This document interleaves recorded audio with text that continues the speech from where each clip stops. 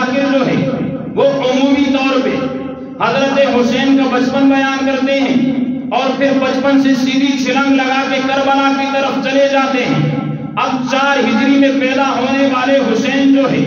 61 ہجری میں جا کے شہید ہو رہے ہیں۔ ارے بابا، حسین نے جو 50 سالہ زندگی ہے وہ کہاں گزاری ہے؟ حضرت حسین نے جو 50 سالہ زندگی ہے وہ کہاں گزاری ہے؟ یہ سوال بنتے کہ نہیں بنتا؟ اور خاص کر یہاں پہ میں شیعہ نوجوانوں کو دعوت فکر دیتا ہوں کہ تم جب مجلس میں جاتے ہو اور تمہارے ممبر پہ بیٹھنے والے وہ ملعون ذاکر جو تمہیں ابو بکر پہ لعنت کرنا سکھاتے ہیں،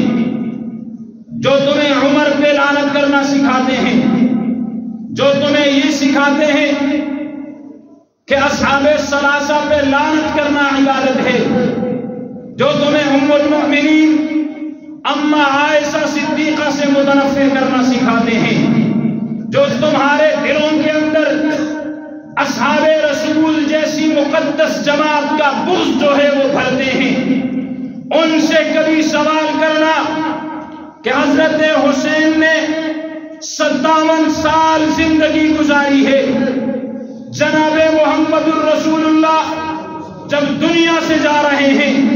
حضرت حسین کی عمر 60 سال ہے، آپ کے دنیا سے جانے کے بعد 50 سالہ دور حضرت حسین نے گزارا، جس میں ابو بکر کی خلافت آئی، جس میں فاروق اعظم کی خلافت آئی، جس میں حضرت عثمان کی خلافت آئی، جس میں حضرت علی کی خلافت آئی، اور سب سے بڑی 19 سالہ خلافت حضرت امیر معاویہ کی آئی ہے، وہاں حضرت حسین کا ہاتھ ہے۔ سوال بنتا ہے کہ نہیں بنتا کہ ان 50 سالوں میں حضرت حسین کا ہاتھ ہے؟ تم نے تو اہل بیت اور صحابہ کو ایک دوسرے کا دشمن بنا کے پیش کر دیا۔ تم تو لوگوں کو کہتے ہو کہ اہل بیت اور صحابہ جو ہے یہ آپس میں دشمن ہیں، ان کی لڑائیاں ہوئی، اور ہم کہتے ہیں کہ نہیں بھائی، یہ آپس میں سیر و شکر ہے، ان کے آپس میں الفتیں تھی، محبتیں تھی، چاہتیں تھی۔ اگر یقین نہیں آتا، آپ تدریجاً اگر حضرت حسین کی زندگی کو پڑھتے ہیں، آپ اگر حضرت حسین کے کردار کو پڑھتے ہیں، آپ کو اس میں واضح نظر آئے گا کہ حسین ہی وہ انسان ہے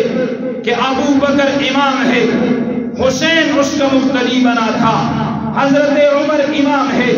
حسین اس کا مقتدی بنا تھا، حضرت عثمان امام ہے، حسین اس کا مقتدی بنا تھا، اور حضرت عثمان پہ جب بلوائیوں نے حملہ کیا تو حضرت عثمان کے دروازے پہ چوکیداری کرنے والے، پہرا دے